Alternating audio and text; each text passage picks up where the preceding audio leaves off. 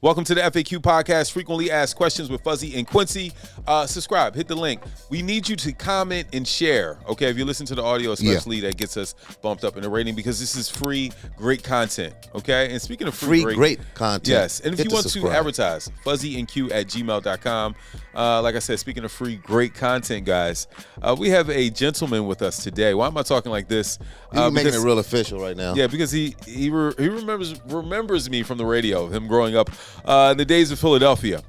He is a producer. 215 Stay Alive? Yes, he's a producer. He's a father. He's a good chef. We have Pop Wansel here. Let's give him a Pop. Did he pronounce your last name correct? You know what? At this point, is it Wansel? Wansel? It's Wansel. Sheesh. Wansel. But I don't hold people. You know, it is what it is. Damn. I get Wansel. I get Wansel. Wansel. It's Wansel. Can I tell you? In my mind, when I was saying, I said, "Don't say it," and then but you said it correct enough. Enough. It was like, but you probably get slaughtered. I know it when I hear it now. I know when motherfuckers trying to say my Wansel, what's up, Wansel? Dude, we got so much to talk about. I mean, you produced first hit Nicki Minaj, Big Sean. You've done stuff. I mean, Kalani. You stay working with Kalani, boy. You on all them albums. Lizzo. I mean, it's so much that you have done in, I want to say, like a short period of time. Usher, right? It feels like 2007-ish. 2000. That's about right. Is that about right? No, well, we could go back even further. I started when I was a kid. Because your dad's a musician. My dad is a prolific songwriter, producer. Do we know him? Dexter Wansel. Of the Philadelphia Sound. Yeah. Oh, he's part of that crew? Absolutely. Yeah. Absolutely. I didn't know that. Yeah. My dad was signed to Gamble and Huff as a songwriter, but also as a recording artist. And he done wrote, like Patti LaBelle, Teddy P, a lot of Lou Rawls, the Jacksons. When the Jacksons left Motown and came to Philly, did you know that they almost did Off the Wall? Who did? Gamble and Huff? They was up for it doing Off the Wall. Then Got it. Quincy came in and But my dad. So I started really young, and I started young, but professionally, I started getting my first credits. I did a lot of ghost producing too, but I started getting my first credits. So you grew up in it, going to the studio and seeing all this. So your dad taught you like very, very early, like, yo, this is how you arrange a song. This is how you write a song. This is the da-da-da-da-da. Yes. So let's say, what's your earliest memory of like, I know how to do this? My earliest memory of I know how to do this, okay? It was during the recording. I was 6 years old. Damn, that's early, man. And Phyllis Hyman was recording what would be her last album. Wow. What? Yeah. Yeah. Pop, one of them. He is Leon Huff Jr. Is Pop. It's all of them. It's like a crew of them. Nah, he just said, yeah. God bless her soul. Phyllis from the God crib. rest her soul. And I was there in the studio while they were recording her last album, and I remember whoever was, they were about to do a harmony. They had background singers in the studio doing some harmonies, and they were trying to, about to give the girls the next note for the harmony, and I kind of like sang the note, and my dad looked at me and was like, yeah, that's the note. Are And you everybody serious? in the studio kind of laughs. And I was like, yeah. You know what I'm saying? But and me being able to hear harmonies that early, I was like, okay, cool. And then not so long after, I heard Nas, It Ain't Hard to Tell. Life changing, huh? Life changing, and I knew Michael Jackson, right? Every kid knows Michael Jackson. I'm like, yo, this nigga's rapping to Michael Jackson. Nice. And I didn't understand what that was. I was like, and I asked my dad, I said, what is this? Like, how can he do that? And my dad like, yeah, this is sample. So your dad is cool. And my dad and my brother, my big brother, they showed me how to sample. And at that point, I was like, oh, this is the best thing I've ever seen. Because so now you're just taking favorite songs that maybe songs you've been Heard in the around studio. the house. Yeah. Have you ever sampled Phyllis Hyman? I have sampled Phyllis Hyman like privately, but nothing that has been released. I got some shit on my laptop though. Gotta let it go, man. Yeah. Always. I always, whenever I can, sampling is a big part of my craft. So whenever I can. That's what I like about your production. Thank you. I called him. You did. That Kalani record with the Slick Rick. Yeah. Whenever I can reach into the Philly catalog, I always try to. Nice. Really? Yeah, for sure. Well, you have a lot to choose from. That's why I do it. That's why I do it.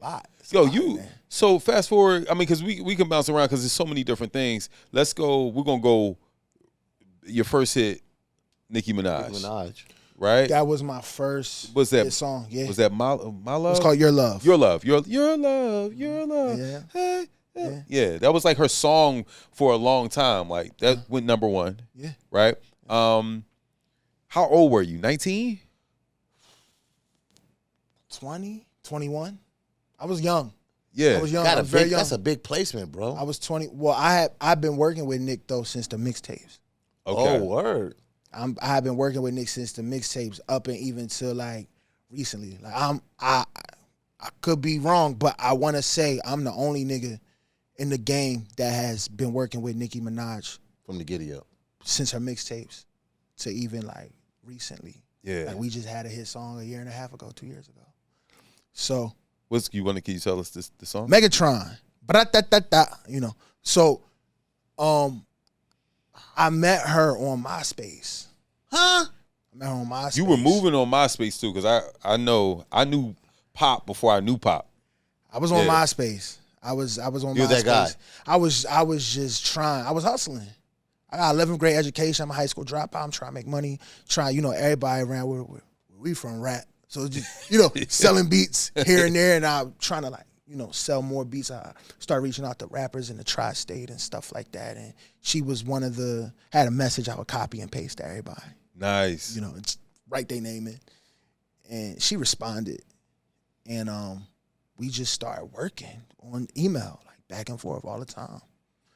Really? Yeah. So, all right, you from the crib? You from Alany? I'm from Broad Island. There's a difference. Yeah. I know. It's a difference. Yes, it is. It's Island, but then it's Broad Island. I'm from B&O. B&O. Yeah. I'm from Chew Ave. What kind of part, like for our people that don't like me, I don't Guns, know what that. Bullets, minimal grass. Minimal grass. But, Concrete. some grass, a lot of concrete. Yeah. It depends on what side you want. I think where I'm from is like the most northern point of North Philly. Like, that's how I look at it. Yeah. Like, you go all the way to the top of North Philly, and that's where I'm at. And then after that, it's, it get a little green. It starts Cheltenham, East Oak Lane, and then there's Mount Airy, and then there's... It's better.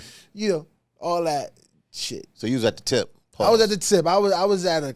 It's not crossroads. Sweet. It's for people who don't know Philadelphia. It's not a place you want to be at 11 o'clock at night. No. And that's the major transportation center hub right there for that part of town. So it's busy. It's a lot of stuff going on. You have it's deceptive because you have all the transportation that's right there. Then you have a hospital, and then you have two really good schools. Prestigious two schools. Of the most, if not the most prestigious high schools in the city. Yeah, Did you go to one of them? Hell no. Central and Girls High. You went to Alany? I went to the let-outs. Yeah. The let-outs was crazy. I went to the let-out. What the fuck is a let-out? The let-out is when the kids that ain't go there stand outside the school and wait for the other students who go to those schools to come out and either crack on the girls or try to get the girls or like beat up the boys because they was smart. Yeah. And we wasn't. What high school did you drop out of? George Washington High School. Why do you say you dropped out of high school? I did. He just said it. He's 11th grade education. Yeah, dropped out. Yeah, he dropped. So George Washington, that's Kevin Hart's high school. Yeah. A couple other people went there, but yeah, Miss Jade. Shout out to Miss Jade. A couple other people went there. They're a little older than you. I dropped out of high school when I met Nicki. As you should. So you're on. I would have. You're on MySpace, getting busy, sending people your beats. Top 10. Put me in top 10. And top 8. Top 8? Oh, you was moving. Top 8. If you wasn't in that top 8, like, I'm not. Yeah. That was a smart concept they had there. It was? Yeah. Imagine that today. Oh, my gosh. People would be pissed. Like, she moved her boyfriend out to top 8. I got a chance. Yeah. What? It was like that. I used to keep Terrence Martin in my top 4. Like, that's my guy. Okay. Yeah. So, okay, you pop with the Nicki Minaj record. It works. When did you know it's moving to a point where, like, things are changing for you? Yeah, so the record got leaked in January. Somebody in a studio in Atlanta called Hot Beats leaked the song. And can you tell me this, y'all? What do people get the benefit of leaking a record? Well, for one, it could catch fire and force the hand of a label to put it out. You know what I'm saying? Or it could backfire, and it could be some samples or something that's not cleared, and then you got to go through all that. So it's a 50-50. It's 50-50. Damn. When an artist leak a song, that means they trying to push, they trying to force their hand. Got it. You know, like they believe in it. The label not fucking somebody. You know what I'm saying? Was it Nicki who leaked it? No. It was just somebody at the studio who had access to the music. They start leaking a bunch of her shit, like verses she was doing for other people, features. He just started leaking her shit. That was one of them. And this is January. I never forget. Of what year? 2011, 2010, something like that. Leak, right? The leak is going crazy. But Nick wasn't really comfortable yet hearing people hear her like that. Like she's singing, she all in love on the song and shit like that. She hated that. It was song. a different record. It was a different record. And she like, you know, it's a leak. It'll run its course, whatever. February come, boom. DJ Diamond Cuts. Shout out to Diamond Cuts. They start playing it. Diamond Cuts is from Philly. Diamond Cuts is from Philly. She used to DJ for Nicki. Shout out to Diamond. You know Diamond. Diamond. Yeah. She started playing it. The record kind of started playing. Like, motherfuckers is playing this demo. Not only is this, it's not mixed. The quality is bad. It's a 2-track, but they playing it. It's not mastered. It's nothing. That's they rare, playing too. It. Yeah. March come. You know, Nick start really, like, rolling out her album. She puts out a big video and a single and all of that stuff. And that happens, but the song don't go away. So now we in April. And I remember her management at the time and people at the time was just kind of on the same wave, like, yo, man, this record just needs, this ain't what people want from you right now. Like, let it go. And then the end of April, I'm doing my homework. I'm on Billboard. I'm looking at the charts. I see the song. I call her. I said, yo, this shit is on the, shit charted, bro. Like, That means she getting radio play. pure radio. She getting pure radio play. I said, this shit charted. Yeah. I don't know what happened between then, but in the next day or 2 days, Baby was like, I don't really care what nobody talking about. Baby from Cash Money. Baby from Cash Money was like, I'm putting this song out for real. Like, let's mix it. Are you happy now? Yeah. But were you, for those months it's building up, are you like, please keep building up? I know, Nicki, you don't want this, but come on. Yeah, for sure. I was definitely like trying to like motivate her and be like, nah, this is it. Look at what's going on. You know, we talked about this moment, you know, shit like that. And I had to remake the beat because it's a sample. It's an Annie Lennox sample. Woo! And You know what Annie Lennox is? No. Eurythmics. from the Eurythmics. Yeah, I know Ari Sweet dreams Lennox. are made Oh, of. okay. Yeah, Eurythmics, yeah. You like that one? Yeah, I know Ari Lennox. Uh-huh. It ain't clear. And she wouldn't clear her master, but the publishing was clear. So that's a whole different story. But I remade the beat, and when I remade the beat, that's when Nick was like, oh. Now she loves it. Then she re-recorded her parts. Oh, got it. And then we put that version out. And I feel like six or 7 weeks later, it was #1 on the Billboard rap chart. And it was the first time a female rap song had gone #1 in 9 years. Damn. Bro, you was out. So I you remember had the Beast. moment, because shout out to Trey Day Beast. I know he was working under you at the time, right? And I was like, I saw it happen, but from your perspective, like, how did that change things, right? Because I know you were going from, you're under your dad, and then you're doing your own thing, and this is like, At that time, I had been doing little things here and there. Like, I was out here. I wasn't living here yet, but I was out here grinding. in L.A. In L.A., sorry. I was out here in L.A. like going crazy. Like, I'm talking about doing 3-4 sessions a day. I'm running around the city. I'm writing hooks for everybody. I'm making beats for everybody. And that song, that was my first pop success. That song. Pop was a real pop record. It was a pop song. It And crossed over. That's makes a difference in paychecks and It when it crossed over to pop radio.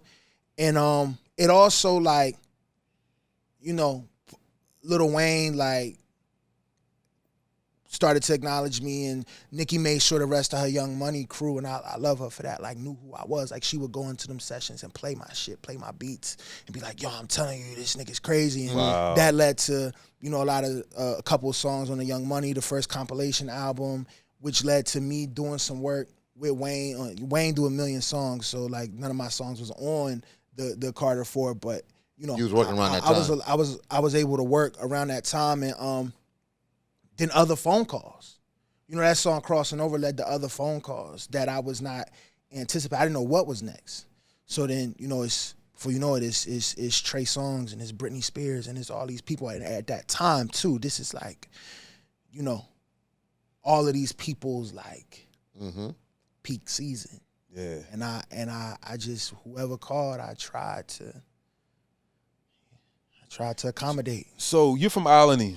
You're from Broad Alany. Broad Alany. It's it get dark up there for us. It's cold. Okay. It's cold up there. That's where you get bullets and hospitals. Don't worry about getting no water ice after 5. Nah. Somerville. Shout out to Somerville. All those people. This check comes in. What's going on, bro? You see how your eyes lit up? His eyes lit up. This check comes in. You're still in Alany. You got homies.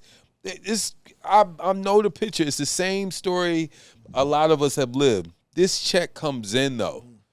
The first one. The first one. The first of many. Where are you? Like, talk about that. All right, so before that record even took off, right? Nicki did her publishing deal. And when she did her publishing deal, I did my publishing deal at the same time. Really? This was before the song took off. Wish you had waited. Well, no. Okay. Well, so I do a publishing deal, and an amazing woman named Jessica Rivera at Universal Music Publishing Group signed me. She believed in me. I went in, I played her 30 seconds of 2 songs, and before she like stopped me and said, looked at my manager at the time, Donnie Meadow. Shout out to Donnie. Shout out to Donnie. Donnie. Donnie changed my life. Love you, Donnie. And she looked at Donnie and said, what we doing? That was it. And she signed me, right? And so Jessica cool people too. Jessica's amazing. I'm 20 at the time. I signed let's just talk about it, right? I signed a $300,000 publishing deal. That's good money. I didn't have nothing. Yeah. Good money. Yeah. So the way it worked back then, it was like, you know, you get probably like Donnie, because Donnie was a finesse, so Donnie probably got me 60% up front, right? Boy, that shit cleared while I was here in LA. That check cleared while I was here, right? So now you got cushion, the room. So we're like March. I didn't know what cushion meant at the time. I don't know what you're talking about right now. Yeah. That check cleared while I was here. Yeah. I fucked up about 15 bands that day. Yeah. Of course, yeah. Right? I go home. I go back to the crib. I move into the Four Seasons. Ask Donnie. I move into the Four Seasons. Four Seasons don't even have residences. Yeah, that's what it's not. I moved into a hotel room. Yo, you were wilding. I moved into the Four Seasons. Oh my right? gosh. I moved into the Four Seasons. You're 20. I'm 20. Can't tell him shit. I move in there for like a few weeks, maybe a month. Right? I leave the Four Seasons. He said he moved in. I'm at the crib in Broad Alany at my parents' crib, and I always wanted my mom to have a nice kitchen. I spend about 40 bands for niggas to come in, gut my mom's kitchen, and give her a new one. At the time, I didn't know 40 bands was a down payment on a house. I didn't know. Yeah. But I built this luxury kitchen in the middle of Broad Alany on this lot and on this piece of property that's probably not even worth the 40. Yeah. Are you serious? Yeah, dog. Right? So I do that. And so you row home. Corner home, but corner row yes, home. Corner row. You know, corner home, so the lot is a little bit bigger. Yeah. I do that. Fuzz. Then I fly 8 of my niggas out to Vegas. Right? Is anybody talking to you? No. Come I'm on. at Palm's Place. Everybody, we got about 4 suites. We got like 3-4 suites. So he already fucked off. No, let me tell you. Look. The Vegas trip sealed the deal, and nobody knew this was happening. The Vegas trip was happening. I was out there for 5 days again with like 8 motherfuckers, and I was giving them their own stacks in the club. Oh my God. We buying bottles. We at Tao. This is what Tao was new. No telling what commission you had to pay off of. So I feel you. I don't know nothing. I'm a kid. Ooh. I get home. I tried to do something. I don't know what I was trying to do, but the person who was handling my money at the time who didn't know anything about it. let's just be clear, was like, you can't do that because you don't have it. Ooh. You don't have it. You don't have it. I had about like $15,000 left. What? Yeah. Yeah. And this is May. I got my check in March. Yeah. 8 weeks. Let me tell you something. The song went #1 in July. Oh my goodness. And then BMI came and gave me an advance. And I was like, oh, that was divine intervention. But you're still 20 though, right? I'm still 20.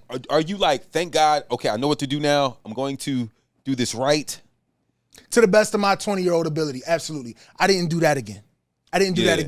I did get to a point. I was never broke after that. Got it. I was never broke after that. I never got to that point again. Yeah. I did get low, but low according to my lifestyle, right? Right. 15 bands in the hood is still, You I up. can still do something with that. Yeah, you know what I'm saying? I'm still living with my parents at the time. Even with that big old check, I'm still living with my parents. You know what I'm saying? So you really had no real expenses. I ain't had no kids yet. You know what I'm saying? I ain't really He ain't got no responsibility. had nothing going on. I had a phone bill. I paid the bills on the crib, but it wasn't that much. You know what I'm saying? I helped my parents with wasn't that much. So BMI came, and shout out to Catherine Bruton and Wardell Malloy, because they changed my life too. And that check, that was when I was like to the best of my 20-something-year-old ability. Yeah. I did not. Of course, I fucked up bread after that, but not like that. That first time, You said 15 racks off the rip, though. that's all I had. For day one. Day one. That's a lot. So the way I think we met, I know Sterling Sims. That's my guy, Sterling, man. right? We're same neighborhood, cousin. We know each other, and I know Sterling. You reached out to Sterling on MySpace. Yeah, Donnie and Sterling. And then Sterling was like, "No, you should check out this guy, this kid." And this is the beginning of the internet. So you working the internet to the best of your ability, making connections. Don't know Donnie and Chase and these people are going to be who they're going to be. You definitely don't know Nicki Minaj is going to be who she's going to be. And you just like coming up with all of these people just off of the internet. I initially wasn't reaching out to them, right? I was initially reaching out to the people that I thought I was reaching out to, the Polo the Dons and the Rodney Jerkins and the who's who at the time. Mm-hmm. And then when I'm not getting a response that I wanted, I said, you know what?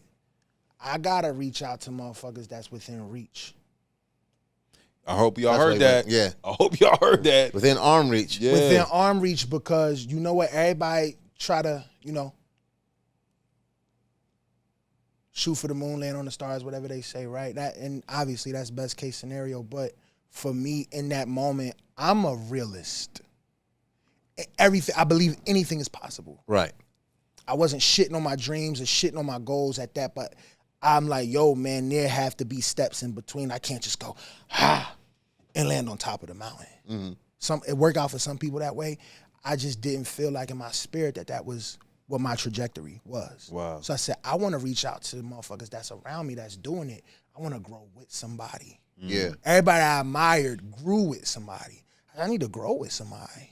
I grew with Nick. I grew with Donnie. I grew with Sterling. We all grew together, and everybody is, my God. Right. Yeah. It's crazy. Issa Rae said something like that, like, yo, everybody always looking up. You got to look beside you. You got to look beside you. Yeah. You got to look beside you. So you start building like a team. I said, I'm looking at Sterling. He popping. I'm like, who the nigga that produced these songs? This nigga named Oak. I'm like, and the nigga that like got these niggas running around is from here? I look, and it's Donnie. Now, mind you, me and Donnie have had encounters before, but a couple years prior, not enough to be, like to remember or nothing that was super, Yeah. But on some other shit. Right. Yeah. And I knew who he was. Yeah. I said, oh, he's doing this now, I think I met him probably like within a month or two. He sent me to Atlanta with Oak. And then Jay Irvin is his partner at the time. Mm-hmm. Then I meet Jay and Troy, and they got me in the studio in Atlanta just going crazy. And I felt like, all right, I'm a part of something and I'm growing with these motherfuckers. Yeah. Me and Sterling grew together. Me and Sterling got this one story, bro. We tried to go get Chipotle and we was short like 61 cents. Together, y'all couldn't scrap. We was in a car, like, Wow. like getting changed together, like trying to. It was probably, I think it was $14.61. We had $14. That's grinding. That's super grinding.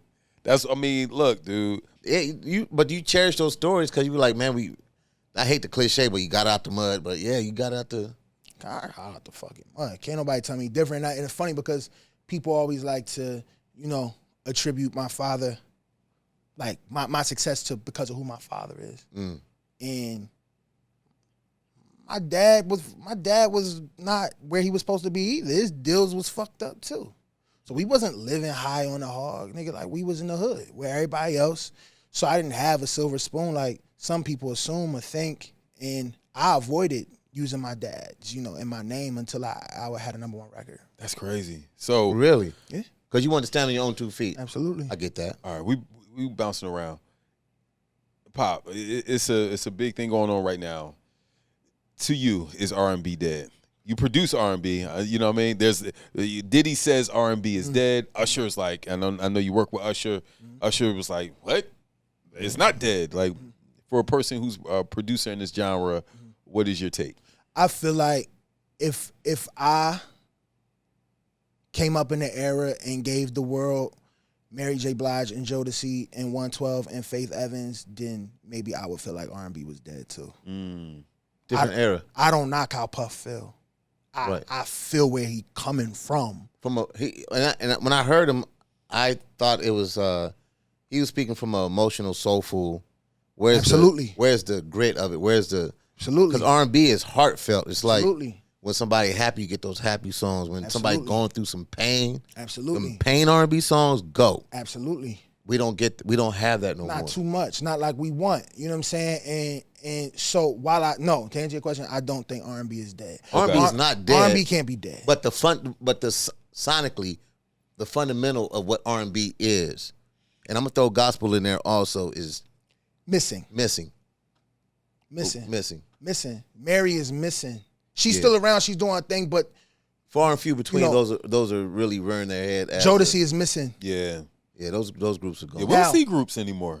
I don't know. No disrespect if you. I'm trying. I think I think what the industry got, I think Destiny Child kind of fucked it up. When I say this, it's really expensive to move R&B girl groups around. Facts. But then you have Beyonce, who's the fucking superwoman of the fucking group, and they're like, we just grab those. Yeah. So I feel like a lot of the groups kind of like, then you why fuck with a group when we gonna get to this point anyway? We're gonna get to this point, right? Solo anyway. Like, yeah. Let's get to it. Everybody's doing a faster thing. Like, y'all gonna break up anyway. It's the same thing with the male groups also. It's always be one. Michael Jackson was like, Yeah. So I think now labels is just like, it's too expensive to move groups. But that's around. A mistake, and it is expensive because I had a group signed to me. Yeah, it's expensive, right? We had a group signed to us, but then you got K-pop groups that.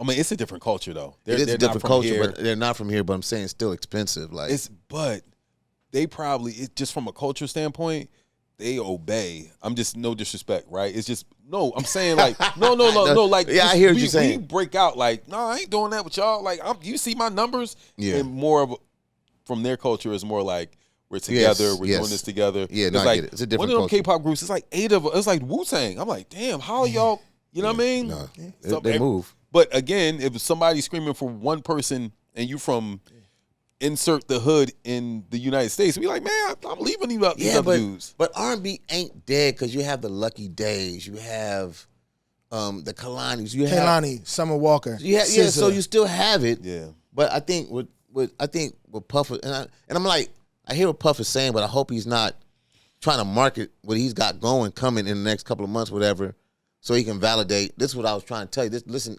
I got some real R&B. I mean, because I know he got Stacey Barth in the studio writing, so I know what he's cooking up. I ain't heard nothing, but he's probably gonna be like, I'm gonna show you what the real R&B sound like, and he's just probably frustrated. Like now, you know what? I felt funny when I started hearing R&B records when like the curse words start coming in. Man. Oh no, the singers are harder than the rappers. It's like that's what I'm like. And then the rappers are kind of like melodic. more melodic, right? Am I right? So I'm like, this lines are blurred. Lines are blurred, and I ain't gonna lie, as far as R&B go, I do live in the past. Like, I see what's going on. I'm such a fan of, like, there's some good Ombre and India Sean. Like, there's some good shit out there, right? Destin Conrad, all type of shit. But, like, on an everyday, day-to-day basis, I listen to early 90s, late 80s R&B. Yeah. Right. That's why I live. I got through listening to a guy's first 3 albums the other day. I'm like, this is amazing. And I do, and it feel like, you know, like, damn, this is missing. That doesn't mean the genre is dead, you know? But okay. So since we're having a conversation, this is a fuzzy, and don't knock me, guys. So you got Division. They got this song that B. Cox and JD crafted up. But I'm like, even with that, it's still an R&B record. It's not though. No. But I'm saying now now you doing something that's going to create talk. The content of what they're saying is creating the talk. Now you got a bunch of dudes. Like, it's catchy, but I'm like, y'all like it because what they're saying is controversial. I don't want to sound old. Jodeci, I'll never forget. Jodeci, we love Jodeci. My sister, she's 4 years older than me, and you're having my baby, right? All of that, right? They got I'll never forget. My mom came in like, what are they talking about, right? But you could still hear it on radio and TV. That Division record, you can't play it you can't play it on the radio. Like clean, like you can't play it as it was produced on the radio. It got the curse words in it. It's just like, yes, it's R&B, but it got a rap sample.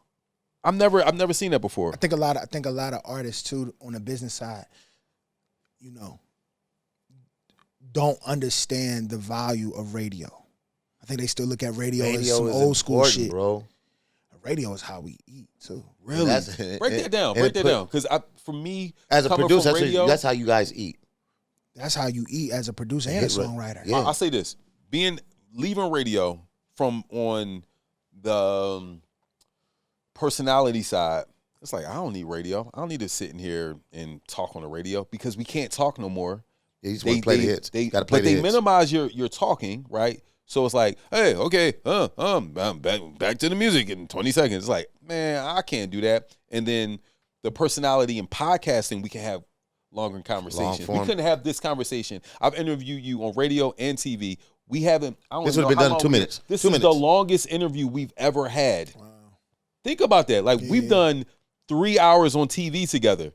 Those segments were like 2 minutes and 39 seconds a piece, right? So from a personality side, radio is like, that's how I look at it from a personality side. But talk about it from your side about how y'all eat. That's how you really eat. A hit record on radio, not streaming platforms. On radio makes a difference. And what is the difference? Sometimes like the 7-figure difference. Really? So you have a big streaming record, but it still doesn't equate to you having a big record that's on radio. No. Really? That's facts. Nah.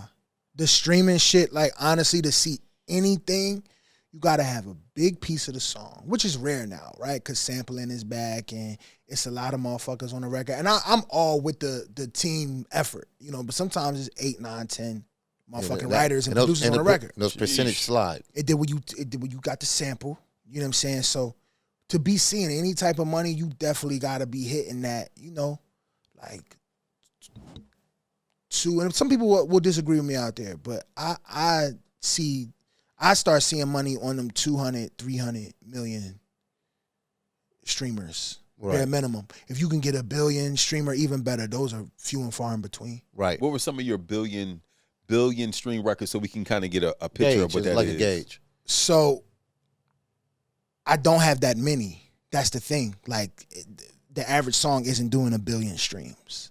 Like those are monster hits. So the ones that I have are like the Alessia Cara songs. Scars to Your Beautiful. Huge pop, also #1 on pop radio. Pop so radio. It drove. So you're saying radio still drives the streaming? Radio does drive the streaming as well. And even when that record came out, that's a different time. A little bit, you know what I'm saying? Now we're so. Was that 16? 17. 17. So think about it now. Even that's changed now because a lot of times now that radio wasn't tripping off what was going on the internet, but now radio trips on it now. Like they follow what's going on. Yeah, you feel me? Yes. And also, it makes a difference if he produced and wrote. That percentage kind of goes up for you. Do you get mad just from a business standpoint when like you're in the studio? Say it was like you producing for Fuzz. He like, all right, Fuzz calls you.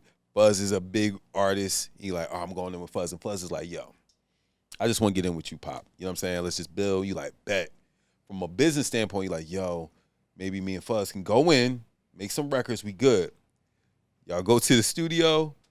You and Fuzz is in there, or Fuzz like, oh yeah, I told Q to come, and Q and John, you see how he laughing? I told Q, John, and Tim to come. And now it's Q, John, and Tim in the studio with you and Fuzz. Motherfuckers going around. And now it's like 7 of y'all, and you like, dog, yo, Fuzz, can we eat together?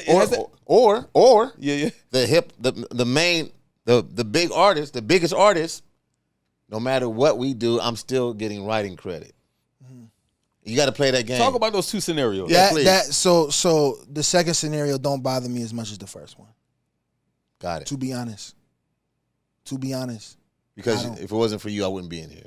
It ain't. By the way, let's be clear. I'm not saying no names too. No. We're not saying no names, but it's respectfully with the utmost humility, the level of producer that I am, I ain't letting but too many motherfuckers get away with that. That's why that second scenario don't bother me. Probably about 5 motherfuckers on the planet that's gonna get away with that. With me. Right. And a lot of other producers. I also I stand on morals and principle when I do my business. But you also know which ones the superstars that do that. We're like, okay, I get it. That's just a thing. And like I said, it ain't that many that's gonna get away with it. Right. With the higher level top dog producers and songwriters. Yeah. We unite when it comes to that. I ain't gonna lie. Right. They be like, she ain't writing nothing on his mouth. No. Yeah. You know what I'm saying? Like, we will unite on that. So that second one, they can't get away with that with too many people, right? Okay. But the first one, anything that's going to hinder my creativity or my ability to perform in the room. Ooh, you just said it. You gotta. When did you get to that point though? Because I know it wasn't always a point where it used to be a point where that was me. I was the nigga that came with 10 niggas. Okay. To the session. You're like, we just want to get on. Like, you know what I'm saying? And you realize it was kind of dipping into your. I would come to the session, and I didn't realize how disrespectful it was. Like, if I got a session with, and I hadn't done it since my early 20s, but if I got a session with, whoever at the time, right? I would pull up with 5 motherfuckers. 2 other motherfuckers call me like, well, you gotta pull up. You know what I'm saying? I'm at Atlantic, pull up. Then before you know it, it's 10 up, and I'm here for, Flow Rider or some shit. And it's just him and his manager, see ya. Right. You know what I'm saying? Like, and I done bought 10 niggas in the room, and I'm there to do my job, and they not there to do nothing. Oh. But then, like you said, they start, wow, you should do this. Say this, switch this word out. And I'm like, oh, yeah. Yeah. So once somebody checked me about it though, I was like, damn. And it was I took it, and I accepted it and I understood it and I said, oh damn, like, I checked myself like, damn, that is disrespectful. Yeah. Then it started happening to me, typically in rap sessions, respectfully. Yeah. Rap sessions. It's 20 niggas in the room. I can't see. Smoke. Yeah. Smoke machines on these motherfuckers. You know what I'm saying? And I don't smoke. I'm the only one in here making the beat. There's only one rapper in here. What are y'all doing here? And who are these 6 girls? Supposed to be what working. are they like? And everybody different. Everybody catch their vibe in a different way. Some people need that for inspiration and for good energy in the studio. It's not good energy for me. I don't know you. I don't know none of these niggas. And I'm the producer. I'm supposed to be just as comfortable as the artist. Pop. Yeah. That's that Pop Philly thing coming out. Yeah, you see him? Yeah. That's that bro. That's the B&O coming out, dog. Yo, I'm supposed to be as comfortable, dog. I'm supposed to be just as comfortable as you. That's real, though. You know what I'm saying? So we got to fix this. Or we can end it. Right. I want to talk about your success, right? Because you said a couple of things that in the beginning of your career, you Vegas with the homies, and it's like, everybody's doing this, and then you're the one bringing 10 people to this, the session, and it got to a point I would see you drive. I would be driving around Philly, and you just by yourself. Yeah. Like I'm talking about Fuzz walking, Spring Garden, yo Pop, yo, okay, cool, you good? Yeah, I'm good. Just walking. You like that? You like not being like. How did it go from 10 to the studio to solo me dolo. Seeing you walking around just comfortable by yourself? Life. Lessons. Yeah. Learning, observing, cutting a lot of motherfuckers off, realizing that I was just a better time by myself anyway, with less people. Mm-hmm. And by yourself. Oh, I don't like attention. I don't like drawing attention to myself. And the more people I had around me, the more attention I would get.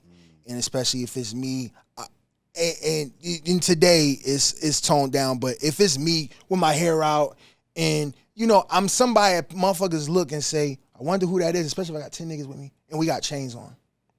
They're going to say, who that? And we in the club and we buying bottles. Yeah. And I just didn't like those eyes on me. And then I had a couple experiences where, I got caught up in some shit and unnecessarily for other motherfuckers, drama. And I just like being a street nigga, like just not, I haven't been tapped into that for a long time. Even when I was tapped in, like I was tapped in because I wanted to be, I thought it was cool. I was hustling. Yeah. So once I became a father, perspective change, man. Yeah. everything changed. Everything changed. And that's when you started seeing me in Old City, because that was my hood, right? I'm walking around, I go to the farmer's market, I go, to the bookstore, or I go to the, to the park. I go get my coffee, take my son to school. I'm walking around, and I'm by myself. Not that I don't kick it with them niggas no more, or got love for them people that I'm talking about, but priority. My priorities changed, and Philly not a place to bring unwanted attention to yourself. I hear this all the time. Philly is not the place for that. Nope. Philly is not the place for that. And I'm not a celebrity. You got to be a producer nerd to think I'm a celebrity. You got to really care about the craft of production, right? To feel like I'm a celebrity. But there were still times in Philly, depending on what I'm doing, I still had security. It was like motherfuckers didn't even know that I had security with. Yeah. But I had security with them nights going from Delilah to Z Bar or down to, the after hour spots. I had security with me. It's just not a place I want to bring attention to myself. I love home, but golly. I love home. I don't know, everybody be like, well, everywhere poses some sort of danger. Y'all don't get it. Tremaine Dupree could walk around and be cool. Don't get it. We all, and you know this, Fuzz, you got a lot of Philly homies. It's just everybody say they stay home when they back home. Only time I would see Pop was downtown because I was going to work. And I would be by myself going to work, and I would see him. I ran into you like all the time. All the time. Yeah. Like, Pop. Weekly. At the TV station? That's downtown? Yep. Right. So that was my hood. Well, not my hood, but that's where I lived. Yeah, okay. I feel you. Later in my Philadelphia, when I lived there. What made you leave Philly then? I mean, I know why. I would imagine why, but what was the, like, okay, let me Two things. Oh, yeah.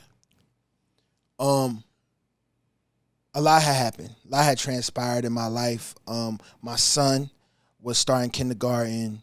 My niece was starting her junior year of high school, big deal. My nephew was starting high school, 9th grade. And my girl was pregnant. And she from here. All that was going on at once. There was also a producer that I was like, I was afraid that if I saw him, I was going to do something to him. Is it because they were jacking your sound? Some business shit. Business, okay, got it. I was like, yo, if I see him, I'm going to put hands on him, and I'm not going to stop until somebody strong enough can stop me. In Philly? No, out here. In L.A.? In L.A. Okay. So I went home. I was really having a moment, like a moment. I was afraid for my, I said, "Dope, nigga, you tapping back into, a nigga the from dark side. And I said, you know what? I'm taking off. I called my management. I said, yo, I'm shutting everything down. I got a lot going on, right? Right. And I took off for a year. From not doing. I took off for a year. This is when I got deep into the school shit. My son, his kindergarten, I went on every field trip. Nice. You know, I did the talent shows, and you know, I was a part of everything. Right. And he went to McCall, and you know, yeah. great school, kindergarten through 8th grade. I worked with the older kids public too. schools in Philly. And yeah. I took off for a year. I said, yo, I'll do some shit, but if motherfuckers want to fuck with me, they got to come to Philly, right? And it taught me a lot because I got to see who really fuck with me. If they wanted to fuck with me or not, they'd come to Philly. And I got to see like people that I wasn't expecting like check up on me, and my good friend Benny Blanco, like one of my best friends in the world, checked on me every day. Really? Producer. Yeah. He's on what's that show? show? Dicky show. Yeah, amazing. Checked on me every day. Huge Pops producer. Yo, Ed Sheeran had a concert in Philly, and the day before he flew out and he took my son to dinner for his birthday. What? And like just was like, yo, you good? So you really tapped into the pop culture. But it let me know like, yo, like who really care? You know what I'm saying? Who surprised you? Like, I mean, because culturally, I'm like, oh yeah, Ed Sheeran and Benny Blanco. That seems right. That seems like they seem like cool guys, right? Nice guys. Who from our culture? Our culture. You were surprised at the like, blacks. What Ebony's checked on you? What N-words? No. Yeah, but what? Yeah. Well, African American. I mean, that was the surprise, right? Goddamn. Wow. You know, isn't that crazy? Isn't that? Yo, let's talk, y'all. Let's have a real conversation. You know I would check on you. No, I know you would, Yeah, Fuzz. It's so tough doing stuff in business, and it's tough because people are like, yo, wherever you from, support that city. Wherever you from, oh, we black, brother. We supposed to hold each other down. And then sometimes, and I'm not saying all the time, but certain instances in this entertainment industry, it's like we become our own ankle weights. Yeah. It's like so transactional, like, oh, he ain't around, so I'm cool, I'm done. Did that shock you? No. Well, and you know what too? Not that anybody owed me anything, right? Because I wasn't necessarily telling everybody my motherfucking business either. But the people that did know my business, I thought maybe. So you went in with some expectations. I went in with some. It was let down when it didn't happen. I was let down. Are you a Scorpio? I'm a Taurus. Taurus. It was niggas in the city too that wasn't tapping in. Got it. You here? You know, and not that I'm even going through anything. Yeah, but But I'm here. I'm home. Right. You feel me? You know I'm home.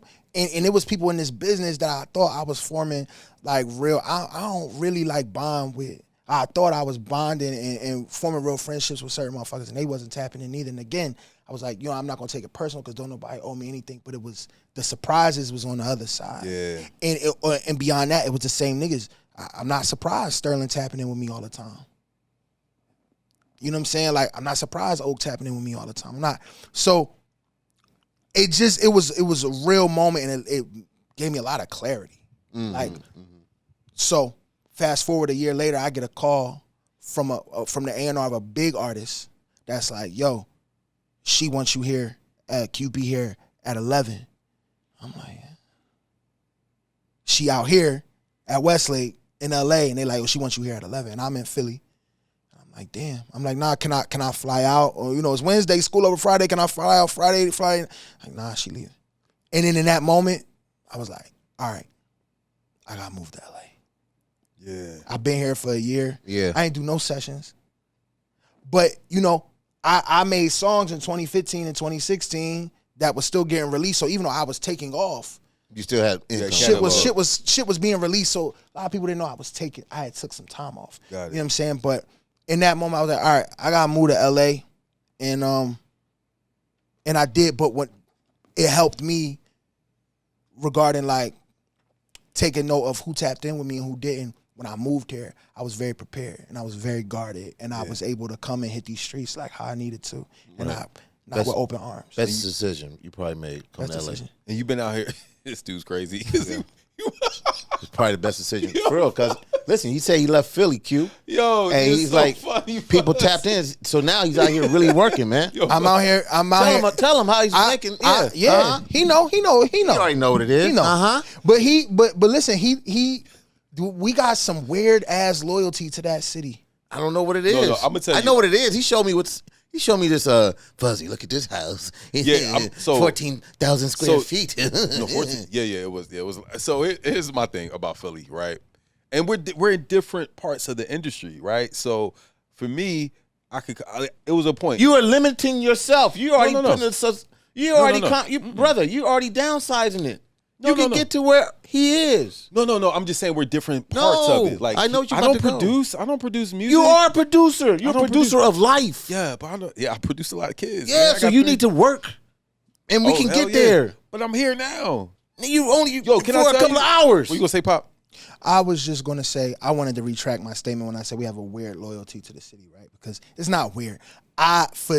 Up until I was 30 years old, I said, "Yo, this is the best city in the world. I'll never leave." I get it. Water ice. And then I left. And then I left, and then I realized like how detrimental it has been to me. We're taught in Philly, like everybody, even if you're not in the streets, you taught so much street shit. Like you just taught to be loyal to any and everything around you. Yeah. You know, so in my mind, I'm like, I ain't leaving Philly. Like, why would I leave? You ever Philly? thought about doing that Jersey mind something in Jersey? I thought about it, but I never did it because I just think Old City, Society Hill, Philadelphia is one of the most charming and beautiful places on the planet. I still feel that way. Where I lived, you can say that in LA, and you can still be like, you can still have that in your heart. I get it. Yeah, so I get what you're saying. For me, it's a little bit different. I understand his point. His business is out here, right? Like a lot of your business is here. Uh-huh. I don't live in the city of Philadelphia. How many businesses you have?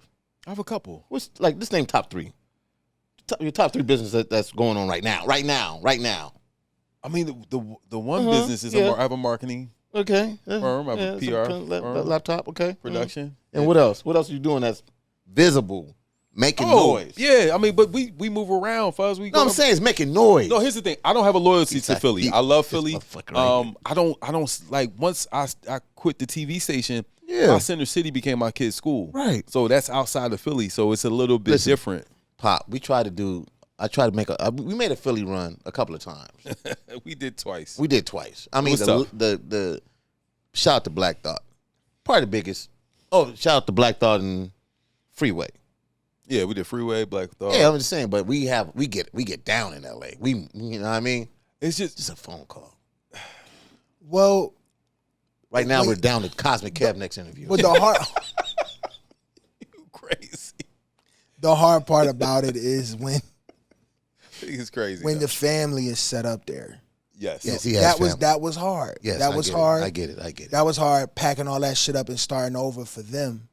But once my little man, like my oldest boy, he was done kindergarten, I told him, I said, we leaving, Yeah. And he was I get Q. I'm just giving Q a hard time. No, I know you are, but I'm just saying that was the biggest part of it though. Like it is a lot to consider and think about. And let me tell you something, living out here ain't the most affordable shit in the world. No, it's not. It is crazy. I look at cribs all the time, like on the main line. Yeah. And I be like, bruh. Yeah, so for me, I'm like, I ain't gonna be in Philly forever. I know that. But we need to compromise. Maybe Atlanta or something. No, I don't know. I definitely don't. I like Atlanta. Sweet tea and big asses. I'm cool on Atlanta's like South Philly. Like everybody either moves to Philly. You want to go to Florida?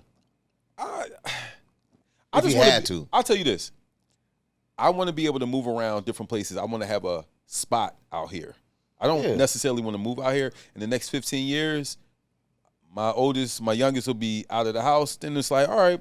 I can move around. I get you. Well, that's the goal, right? My goal is to have a place here. I don't want this to be my permanent residence. Like, you know what I'm saying? I want to change my mailing address at some point. But right now, where I'm at in my career, this is where I needed to be, and it was the best decision that I've made in my career thus far, for sure. And what year did you come out here? 2018. So it was good for you to take that rest year. Like, let me just chill. I took a rest year. I got my mind together. I got a lot of thoughts together. It was a lot going on. I probably saw you I saw you at a restaurant randomly one time at the Beverly Center, and I spoke. So that's probably around the time you probably was out here. I think you seem like you were family. You know what I mean? I be seeing you everywhere. I be out, man. I be out. He's from here. Like, this is. Yeah, but I'm saying, but it's like, I get y'all. I get what the dilemma is. I get it, but it's work out here. You know what I mean? It's, you know what though? It's work everywhere. You can get work. Yeah. You can get, I understand that I cannot stay in Philly too long. Like meaning like it can't be this. I haven't been here in 4 months. I cannot not be here every 6 weeks. That has to be on the calendar, like autopilot. Like I have to be here. Right. Yeah. I'll make a suggestion. Do it before youngins start school. Well, they already. Yeah, they in school. Oh, how old is the youngest? 3 sons, 11, 8, and 3. Oh, so I was really referring to the 3-year-old. Oh, but I didn't know so 11 and 8 they attached. If you move them, and they love but they love it out here. We were out here last summer, and it was like, oh man, like they think they'd be cool with leaving their friends. Oh my goodness, they got internet. They cool. That's how my youngin was. Yeah, like it's not. We're not tied to it. It's just like I get it. I know why you say. I don't want to have to think about. First of all, I don't want to have to think about anything. Like, I want to set it up where I'm making money in other businesses. So whatever I'm doing out here is just like, whatever. Yeah, we chilling. Don't have to pack nothing. We just go to the house. Here we go. Yeah. Oh, ain't no chilling out here. But no, there's no chilling out here. I lived out here for 5 years, right? Yeah. So I know it's no chilling. Oh, you lived out here? Yeah. That's how me and Fuzz know each other. Me and Fuzz was on the radio together. Before he had started a family. Got you. Yeah. Got you. You see that? Okay. So, I love it. Got you. So I didn't know us in Philly, we say got you like that. So he's it's just us? Yeah. So he was talking to Donnie. Donnie and Chase. Got you. So I said it one day unknowingly. I didn't know we say got you. So when you just said got you. Oh, no, I didn't know that's a Philly thing. We always hard on the y'all means and the. You mean? Yeah. Got you. Yeah, but when you say something like, okay. Got you. I didn't know we did that. Donnie and Chase kills it all the time. They don't even know I be clowning. I be like, that's funny. Yeah. Yeah. So, it's a Philly thing. I get Yeah. it. Pop, we also hear you're really good friends with my really good friends, the Food Chasers. I get jealous because they've developed this relationship and no one ever thinks about calling me like how I just called them before the interview. They were super excited but no one ever thinks about saying, hey, we have a mutual friend. Let's call Q. Well, we talk about you all the time. You see that? But they never call me. They never tap in. But we're hearing you're a big foodie and you can cook. Yeah. Like you get down. Low key, I say this. All right, so nigga, I started hustling them beats on MySpace because I was trying to stack bread for culinary school. Really? That's how I met Nicki. I was trying to get money for culinary school. When does this man listen? Because I know a lot of producers. DJ Quick, another one that can burn. Yeah, but I'm like, they look at food and prepping food totally different. I've seen a couple of producers like how you really probably like, oh yeah, I know I can do this. Well, it's very similar, right? Really? Production in music and cooking is all very similar. It's all ingredients. It's all adding different flavors. And so do you just like you start experimenting with food? Like when did you know you were nice at cooking? I knew I was nice, so I always had an interest in cooking. Young, right? Because I like to eat and I loved watching my mom cook. I just thought it was the most like really visually like beautiful shit. Like my mom is just in the kitchen and she's just beautiful and making biscuits and shit like that. I'm like, wow, like this is fire because I'm about to eat this. Like you know what I'm saying? And my mom got injured when I was young. Wow. Okay. On a job at the post office. And even after she recovered, she just had a hard time. Like it was a back injury, a spinal injury. And she just had a hard time like doing too much for too long. And the meals got less and less, appealing. Yeah. And she would just like, just start throwing shit together. I'm like, yeah, but Mom, why you don't make the sweet potato biscuits no more? Oh, yeah. She's like, that take too much time. Yeah. Get these. She said, you can learn how to make them, though. And she started buying me cookbooks, and she started pulling cookbooks out the closet. I started reading them. I started trying shit. I wasn't always good. I started cutting school.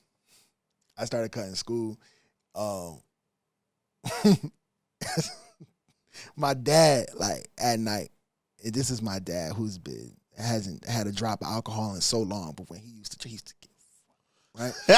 And so he would get so, like that nigga would get so bent the night before and he would go to sleep around 6, 7 a.m. when I'm supposed to leave the crib for school. Did he sleep? And there's no waking him up till 4 or 5 p.m. Wow. So he sleep. My mom not in the crib. I would just cut school in the crib. Like I would just not leave the crib because, you know what I'm saying? I started watching the Food Network. Wait, you at home? Ditching. You know, Jerry Springer go off, Maury go off. It's like, all right, Paula Deen come on. I'm like, oh, like, hold on. I think I got that in the kitchen. She said 2 eggs, 1 cup of cream. I started doing shit. The homies started coming over. We started smoking up. They'd be like, yo, make that. I'm like, yeah, I'm gonna make it. And that's how I learned, for real. What my mom taught me, them cookbooks, watching the Food Network. And put your twist to it. Taught me, I was doing Thanksgiving by 16, 17. What? Yeah. So So is there still a dream to open up a restaurant? Yeah. Oh. It's not a dream. Okay. It's happening. Okay. It's a goal. Okay. Like that. What's the name of the restaurant? We gonna talk about that later. Okay, like got like it. I got a couple things that I'm trying to do right now with a couple different people. My Benny Blanco, again, one of my best friends, amazing cook. Really? Amazing cook. See, I mean, that's another producer. Amazing cook. Incredible. And we do a lot together. Coming out here changed my life on the culinary side too, because I was able to meet some of the most like world-renowned chefs and, you know, build relationships with them. My boy Bert from Slab Barbecue, you know, on like the best barbecue in the city, has taught me so much. I met him through Benny. Benny has taught me so much. I got to meet so many different chefs, traveling the country, being in these restaurants, you know, asking the chef to come out, talking to the chefs. Some of them I saw inviting, they bring me back in the kitchen, show me how they do certain things. And I just picked up so much. And being in Philadelphia, one of the most, you know, culinary exciting cities in the world. Right. I learned so much, and I just started trying shit, and I just started cooking. What's your favorite? Like, when I learned how to make my grandmother's spaghetti, I thought I was like, I'm good. I can make this. Yeah, that's why I'm only have 1 or 2 dishes I go to. It's nothing exciting. But what's your go-to dish? Like, if somebody was to come over your house for dinner, like I know Pop about to. Yeah. You know what? Like, I make a coconut crab salmon. What? That's I love salmon. Yeah, so I love I'm like, salmon. That's coconut crab niggas salmon. love salmon. We love salmon. We do it a million different ways. I make that, and everybody always want me to make mac and cheese, right? Smothered chicken, everybody like too. My favorite things that I make too, and that other people like too, is the Caribbean stuff, the brown stew chicken or the escovitch fish. You know, you can do this. Have you ever heard of escovitch fish? Me neither. That's why I'm confused. I have no idea what he's talking about. Ackee and saltfish. I love that's one. God of my bless favorite you. things to What make. did you say? I have no idea what he's talking about. From Bahamas. It's I love doing the Caribbean stuff. Okay. Are you good at jerk? Hell yeah. Pause. He paused you. I'm not gonna pause you. I'm not gonna pause you. I'm not gonna pause you. I had to look at you when Yo, I said he paused nigga. you. Hilarious. I wasn't gonna do Nigga it. say, "Are you You good know- at jerk, nigga? You sound crazy." Come on. What? Grow up. Nah, man. Pause. Yes. That's a Word. pussy. Yeah. I got an idea for a show. Buzz, please don't let me forget. I got an idea for a show. So, that's crazy. And I learned it in Jamaica. Really? Yeah. In Port Antonio, where it was birthed, where jerk chicken originates. I went there. It's a recording studio up there called G Jam. It's a hotel and a recording studio, and I went with Alicia Keys. Shout out to Alicia Keys. And we went to the place where niggas started making jerk chicken for the first time. Listen. And I ate it on the side of the road in a jerk lobster. And it was just crazy. That's where I probably got hemorrhoids at. That's where I had a hemorrhoid episode eating a lot of jerk chicken in Jamaica. So I can't do too much because it's really hot. Huh? Boy, So the I restaurant- found out. So the restaurant is coming. Things Something's are coming. It's coming. When will you cook for us? Is that why you love the food chasers so much? Because they like you guys talk the same food language. I love them so much. You know when I Like, first they talk about you a lot, bro. you know it's funny, before I met them, right? I followed them on Instagram. I started talking to them on Instagram. I thought it was gonna be like 2 like middle-aged, overweight white men. That's funny. Yeah, they always get that. Are you serious? Yeah, I didn't know. You was already following them. Didn't know. because they weren't showing their faces Yeah, yet. we had them on the cute. Yeah, we This had is them on the years podcast. ago. Yeah. Right? Years ago. And my sister, I'm like, yo, I'm about to go meet. We had scheduled to link up. I'm like, yo, I'm about to go meet the food chasers. And my sister go, the twins? I said, the twins? She's like, you talking about Brent sisters? That's funny. I said, what? Brent was the loud one. So we went to Lincoln all. Your sister went to Lincoln all? My sister went to Lincoln all. Really? Yeah. Yeah, over on the other side. No, we went to. Yeah. What year she was? 95, 94? Same year as them, as far as I know. I graduated in 96. Do you probably know my sister then? I had to. It was only 50 of us that graduated. At Wasn't that Lincoln many. all. You probably know my sister then. What's your sister name? Jean. She black.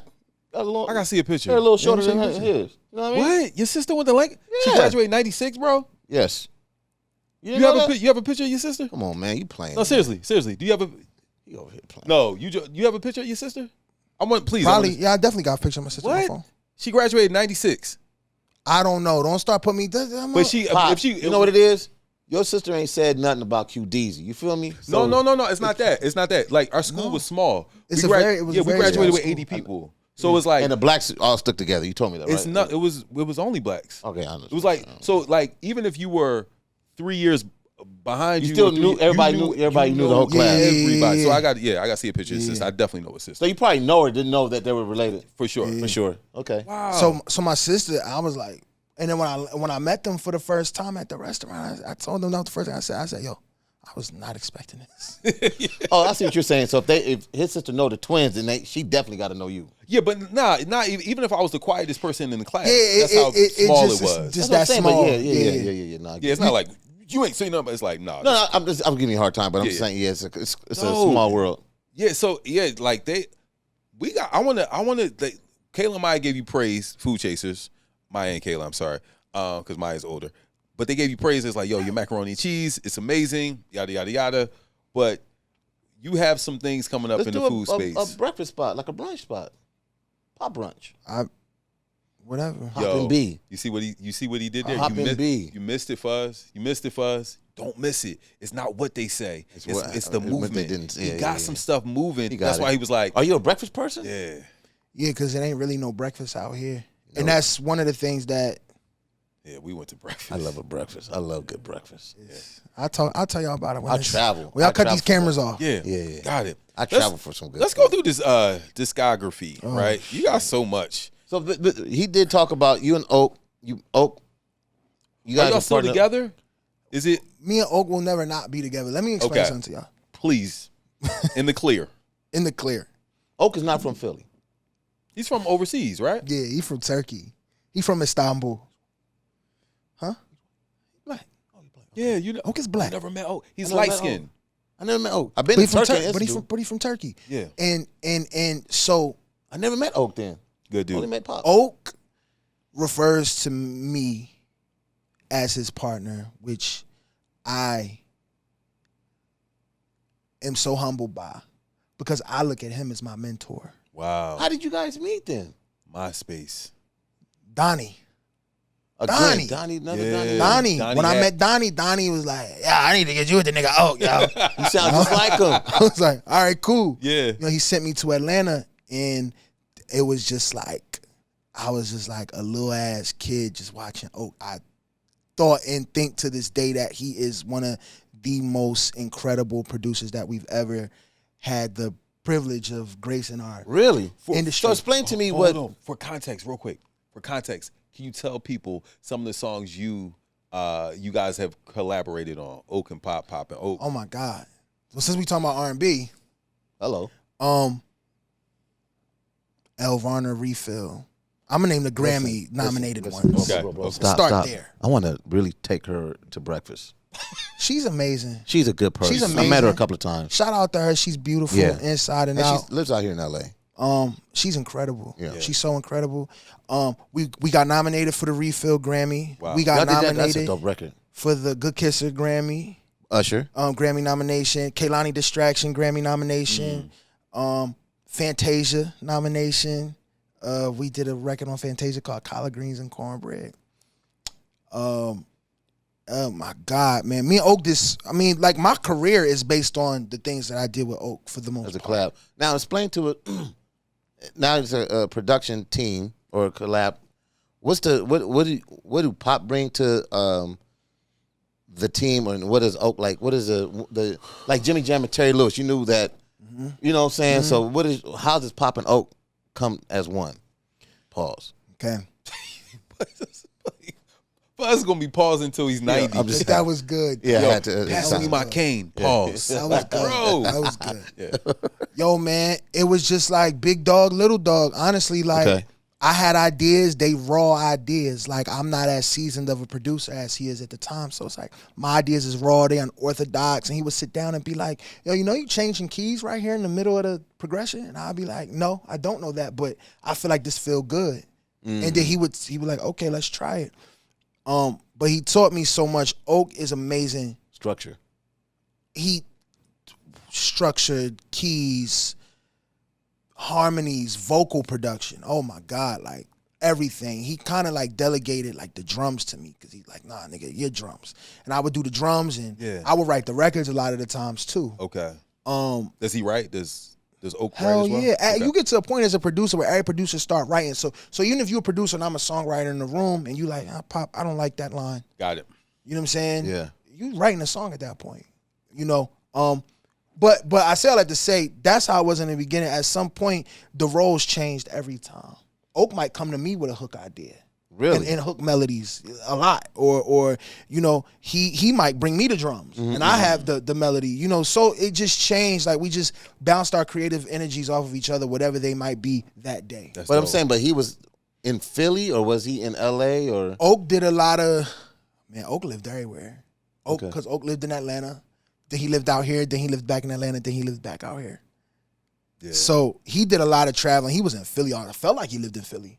Okay. Because there was where our studio was, Sigma Sound on 12th and Vine, and there was a Sheraton right next door, like literally next door. He basically lived in that bitch. Like, but that's when you guys would cook things together, or you would start something or send it to him, or it would be a lot of that collaboration. Or I was always out here with him, or I was in Atlanta with him, or he would come to Philly. Like we made it work, or we would email. You know what I'm saying? But like, yeah, it was. We figured it out every time. Man, let's fast forward. I never knew he was from Turkey. Like lately, you just did the Kehlani project and the Lizzo project. They making a mistake. They need to put that Slick Rick record out as a single. It was crazy because you did something. You heard that? They tripping, bro. Did something on the Inquirer, and I think it was like right before Lizzo's album dropped. Saw an article, and it was just like, we think you're working with such and such, but you can't tell us yet. I think it was the Lizzo project that they were talking about. Talk about those two projects that just dropped. Those girls, those ladies, those women. They like my musical like muses. Wow, that's big. I get very inspired when I'm with Kay. I get very inspired when I'm with Lizzo. Like, and it's just so easy to create with them. Lizzo, my birthday twin. Me and Lizzo got the same birthday, same year, same everything. Wow. Right? Me and Lizzo basically the same motherfucker. Got it. And it was just an instant connection. This is years ago, by the way. So much so, like, I probably met Lizzo for the first time 2014, 2015.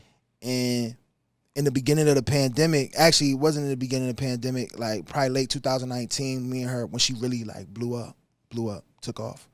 We started talking about ideas, and then through the pandemic, while we were still in quarantine, she was like, yo, I got a sample idea. Everybody call me when they got a sample idea. And I started like making the beats, and then like when the shit cleared up, we just got in the stew, and we just been there since. Like we was just there for like 2 years. How many records you think y'all did? Total? Yeah, just from the pandemic. Let's say from pandemic to album, because I'm always like amazed of like how much. I have no clue. Really? I have no clue. You guys always Cause we're always creating, and we're together often. So, especially during that time. So like, we might start a record and never go back to it, but that's one. You know what I'm saying? You got to count that. So you say how many? I don't know. Yeah. We might start the beat. She start writing the verse and get to the chorus, and then we like, let's move on. This shit corny. Like, or you know, that happens a lot. And then you just come back. And you come back, and when we, you know what I'm saying, shit like that. So I don't know how many songs we ended up doing, but and with the Kehlani situation, it was a little bit different for that album process, because all of those songs that ended up on that album were written in like a 2 to 3 week process. Really? Yeah. Which process do you? I probably already know the answer, but which process do you prefer? I prefer.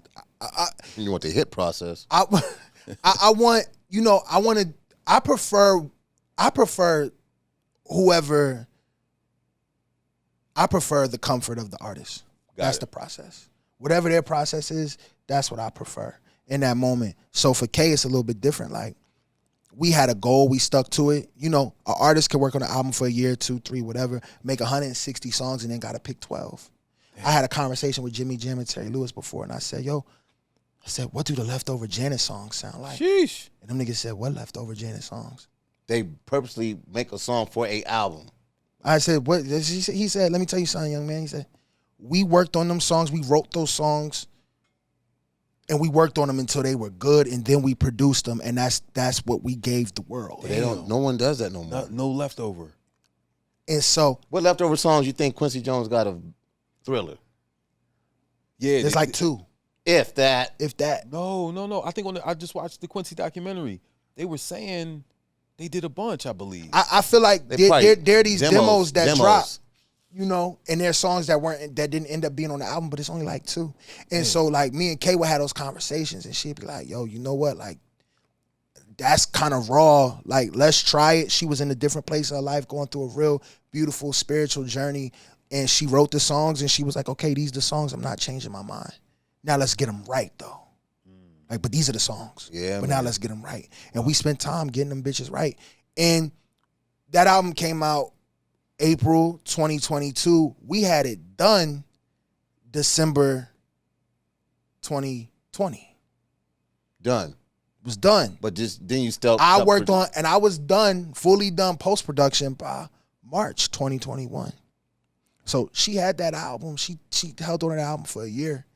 You know, things, contractual things, label things, pushbacks, right, of course. Life, you know, we parents. But that album was done a long time ago. Wow. So while it's new to everybody else. But then there's artists that keep adding, like every time all right, this is it, but then they keep adding the newest song that they record. What is that called? Like, why do artists do that? Do you understand what I'm saying? Like, they'll have this is a project, then they'll go in with somebody else. Oh, they think the song is hotter than what they already got that's older. Mm-hmm. Well, you know, at this point, on some business shit, honestly, like, I guess it benefits you to have more songs on the album because you stream more. You stream more. So we might sit here and say, no, we want to make an 11-song, 12-song classic album, no skip top to bottom, but that's not going to stream more than a nigga that just got 19 songs on his shit. Like, you know what? You just answered my question for Game's album, because Game has 30. And I love Game. That's my brother. Same thing with Chris Brown. He did the double he did, but like and Chris is like the second time he's done it. Never listened to that whole project. I'm like, man, I never understood it, but you just broke it down. But you know, Chris, for example, he do be putting a lot of songs on his album, but at least he still has the taste and the ability to see what's going on in the streets, and he picked the right singles. There ain't no fillers. I don't feel like there's fillers. He picked the right singles. You know what I missed? That's important. Yeah. I missed the body of work. Yeah. Now, and like I mean the masterpiece. I missed the confessions. I missed the body of work, meaning like not to sound like an old head, but when we had CDs or cassettes, whatever, we used to ride around with albums longer. I can't even tell you what I listened to last week. That was a brand new. Every Thursday night, I'm up downloading a bunch of new projects. I listened to it for a couple of days. I moved on. Now I'm on to the next new Music Friday. Mm-hmm. I don't get a chance to listen to projects. It's a shame. And when I do, I'm playing old shit like Tribe Called Quest or something in my car, or Guy, or Commission, or you know what I'm saying? Like, I listen to Stove God. I love Stove God. Love Stove God. You work out the Stove. But no, he had a complete album, Reasonable Drought. Yeah. Just on some rap stuff. But but there's a handful of albums I really live, and I'm saying that get a long shelf life, longer than a month with me, and I'm like, oh, I'll go to it, whatever, or I'll wear out a song in a minute, but I miss physically having stuff to know. And we had time to live with albums and let them breathe, but like I feel like now, like a big artist is putting out an album every week another big artist is dropping. Yeah. So you don't have time to let these albums marinate with you anymore. Like when we did Blue Water Road, me and Kaylani, we wasn't thinking, that didn't even cross my mind having a bunch of songs on the album so we could stream a lot. Or getting like, you know, huge features and shit. We just did what felt right, and then we had it sitting for a year, you know. But like you'll see that a lot, like especially with like rappers and shit. And I don't knock them because it's like, you gotta do everything you can in this business to see some bread, bro. Yeah. Like for real. Especially just these days and times. You know, everybody can't tour. Nope. Everybody ain't doing a bunch of shows, and niggas wasn't doing shows for about a year and a half, 2 years there. So I'm not knocking them for trying to squeeze every penny, but that's when you see that, I feel like, and maybe it's different for certain people, but I feel like, and I know for certain motherfuckers, like, that's why you see 1 million songs on project. Makes sense now. You know what I'm saying? What's one of those records that you produced that you like, I ain't really, it was cool, but you ain't think it was going to go the way it went? Like, nothing. You every rocket you knew was going to be a rocket. Yeah. Okay. Well, let me say this. Alessia Cara Here, that song. Huge record.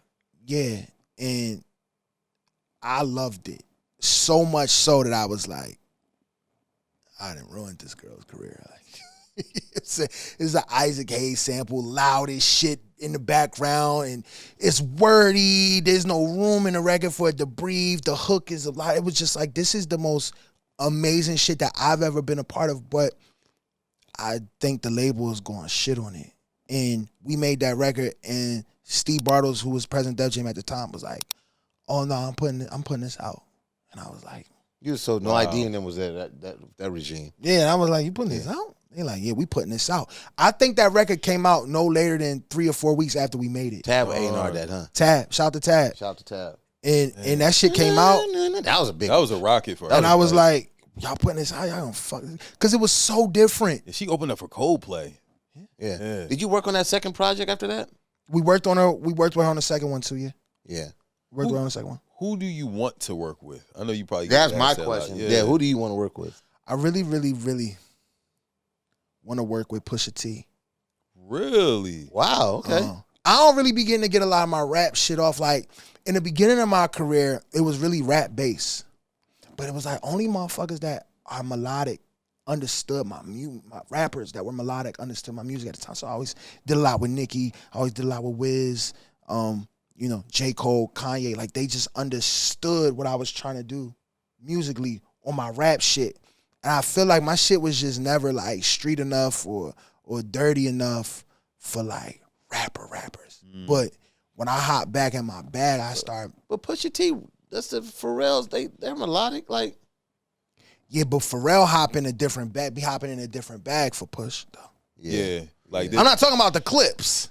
You know what I'm saying?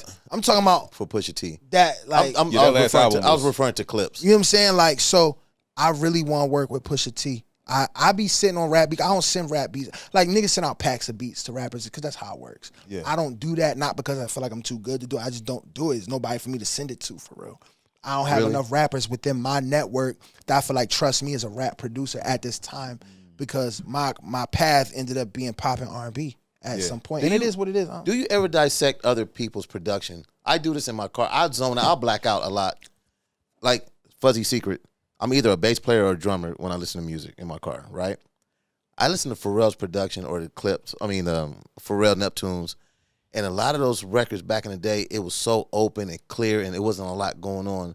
Like, I'm Your Pusher, like, it's only drums, and then you have to, like, he didn't have, like, even the song, him and LL Cool J, like, number, it's just real melodic, and drums, like, what is that? Like, why is open sound so full sometimes? Like, Pharrell is like, as a producer, a minimalist. Like, the less sounds, I feel like for him, the better. Or that's less is more, right? History has shown. It's just the right sounds. You pick the right sounds. You pick the right drums. You pick the right keys. You pick the right bass. You don't need much clutter. You don't need clutter. You need a good song.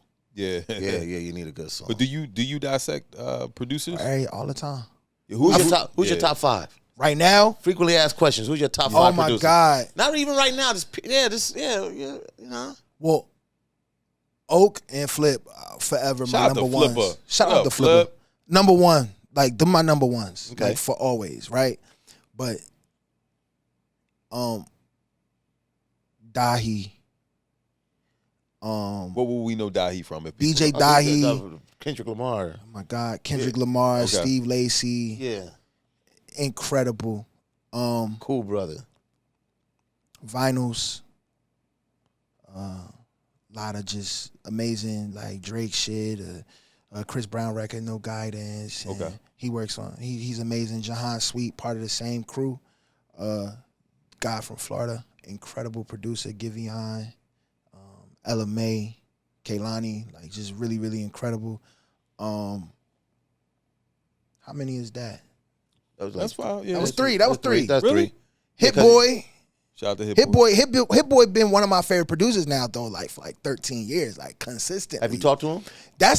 You know how hard that is to stay consistent for that long? Yeah. Like that's crazy. Yeah. Do you want to do something like get a rapper and be like, yo, let's do a whole project, like kind of like I do. Hit Boy inspired me to hop back in my rap bag, by the way, like 100%. Like after that King's Disease, I said, oh nah, he's wilding on me right now. I gotta like, I felt like I took that shit personal. I felt like Hit Boy was like directly like shooting those beats at me. You know what I'm saying? I was like, oh shit, I gotta get my shit together. You know what I'm saying? And just back to back Benny the Butcher and King's Disease 2 and just been nigga been on one. Shout out to Hit Boy. It's a lot of people. This kid from Chicago, he's not a kid, but this producer from Chicago, Day who did the whole Saba album. Okay. So that's a dope ass album. Oh my God. That's a dope album. You listen to Saba yet? Yeah. Dope. New guys, some randoms. They from Virginia. They amazing. They also really good friends of mine. It's a lot. I admire. It's not that many producers that I think suck for real. Like, you gotta really. But who's some of the like go-tos? Like, I hold Teddy Riley, Jimmy Jam, and Terry Lewis, Dr. Dre. You talking about like my top 5 of all time type shit? Yeah, like let me hear some of your all time. Like my number ones forever and always is Jimmy Jam and Terry Lewis. Thank you. Forever. I have conversations with, and I'm not name dropping guys, but I'll call Jimmy Jam, and just have our conversations of name drop. Nah, bro. That was a name drop. Name drop. It's all right. Not what I'm saying, but I'm just like, I have questions. I have have questions on how this, you were working with Herb Albert. When we were at Kanye West's house, right? We were at Kanye West. Me and Pop. It was me, Pop, Kanye West, Sting. And we were there. You said Sting? Yeah, Sting. We were there. You know, Sting is one of my favorite artists. Dog, we were there. And Wait, hold on. You never told me you Sting and Kanye West hung out. We were there. Yeah. Steely Dan came through. It's just shut the fuck up. Now he's playing. Because he's not mentioning all my shit. Because he knows I'm a Steely Dan fanatic. I love Steely Dan. Yo, he's full of shit. I sampled Steely Dan on an Usher song before. Oh, you did that record? Yeah. You know that record? What record was it? It's off the Royal Scam album. It's called goddamn right. I know that record, motherfucker. It's called the Usher record is called Missin U. Missin U. Okay. And he talking shit at the beginning of it. Yeah. Woo! I didn't know you did that. Yeah, that's me. That's me. And Usher had to write a letter to Donald Fagen and motherfucking. Oh, like, can we please use this? He had to, because write a letter. A letter, not a call. A letter, and he paid. You did that fucking record. I'm not gonna say the number. Yeah. But that sample clearance, that master usage. I always want to know how they got that off. He paid that. He paid that out of pocket because the label was like, oh. The label was like, nah. I always want to know how that record got, because you did a great job. Thank you. I never checked. You know what, my dumbass, I never checked who produced it. Because you think about it, you can't really sample Steely Dan. No. Ain't that many? It's like 3, including the Usher record. You got the motherfucking Uptown, Lord Tariq, Peter Guns. They hate them.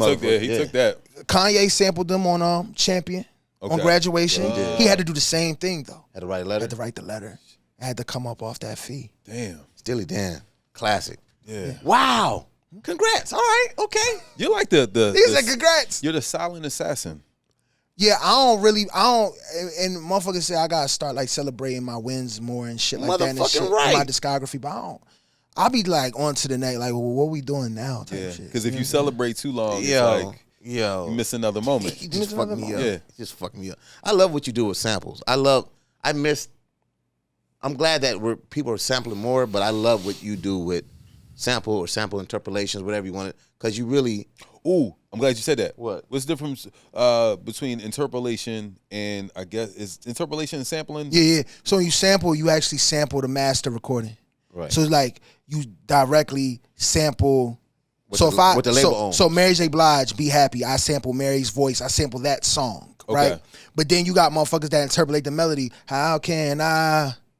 You might switch the words. Fuck somebody. That's an interpolation. Oh, okay. You're using the melody of it, and you still have to pay for both. Yeah, you have to. For that, you have to clear the publishing. But the master is the label owns. So the master is more expensive than the interpolation. Ooh. Yeah, because you got to pay that master usage fee. Yeah. So then, so like, that's why like De La Soul and them, a lot of them albums ain't out because they was sampling. We can't stream a lot of them albums that we love so much. We can't stream because them samples was not clear. It wasn't cleared, and that's why some producers are really clever at chopping some shit up. You don't even know, but now they got the technology to find out. So you could do interpolations and just be like, all right, I can just, instead of sampling, you could just do interpolations, which is a cheaper version of sampling. But then there's what are you about to say? It don't feel the same. Okay. Yeah. It don't feel like from where the music that I love and I grew up on that I love and the producers that I love, right? The DJ Premiers and the RZAs and the Q-Tips and everybody. Lord Finesse and Q-Tip and Jay Dilla. Like, they was sampling off the records, and that shit feel different. You can't. Q, what happened? You got in my car today. What was I doing? What was I listening to? Yeah, something old. I listened to a playlist of sample Tribe Called Quest samples. Wow. Donald Byrd and all this shit. You know what I'm saying? Yeah. So what I do, you need to produce, because I'm like, dog, I need some shit. Like, I mean, give me some shit on this motherfucker in here. Do. I'm look at me. I'm musicality. I'm like, make a beat then, Fuzz. Sample something. I wish I could learn. I could. You gotta learn. That should be your thing. If you're not going golf, if you're not going cook. You know what I want to do? What's that? I want to go back to. I want to shadow engineer. What? Just do it. I made the call already. I called my man, the main guy. Yeah. Just do it. Damn, why am I drawing? Not Fabian. Shit, right here in the house. You know, he do everybody records. Mixer? Yes. Serpent? Huh? Serpent? No. You said Fabian. Not Fabian. Yeah, but I know Fabian. Yeah, that's what you need. Like, put it out there. I already put it out there. You doing it for play. I want to go mix. I don't want to record. I want to mix. Because look, I got a golf show. We got restaurants coming out. Yeah. I want to mix. Fuzz. Yeah, I want to mix. I want to record. Like, you know what I knew I had to do? I should do what I need to do. What? When I saw LeBron interviewing Drake, I said, it's over for interviews. Yeah, that motherfucker. I said, you can go in any lane now. He's a basketball player. Yeah. Drake showed him, he talked about the baby. I said, oh, so now we can do whatever the hell we want to do. The box is gone. We could be a producer, Grammy-nominated producer that comes out with a restaurant. Jason. And a cooking show. Jason Joshua, I'm sorry. Oh, yeah, shout out Jason Joshua. Yeah. All right. But look, listen, we thank you for coming by, man. Yeah. This has been great. You know what I mean? I'm so happy I got to see you. And see you too. Yeah. Always. I ain't seen my name in a minute. Yeah. That's all good. So Pop, man. 215 stay alive. 215 stay alive. All right, we'll move soon. Look, man, it's the FAQ podcast, frequently asked questions with Buzzy and Quincy. Our guy Pop. Where can they follow you if they want to? I know you're not on like that. You ain't I'm on. You can follow me on Instagram. I prefer that. Yeah. Pop Wansel at Pop Wansel POPWANSEL. Yeah. Shout out to Uptown. Shout out to Alani. Shout out to Uptown, man. Yeah. Shout out to Chuav. Yeah. Yeah. It gets dark and cold over there. Yo, FAQ podcast. We see y'all next time.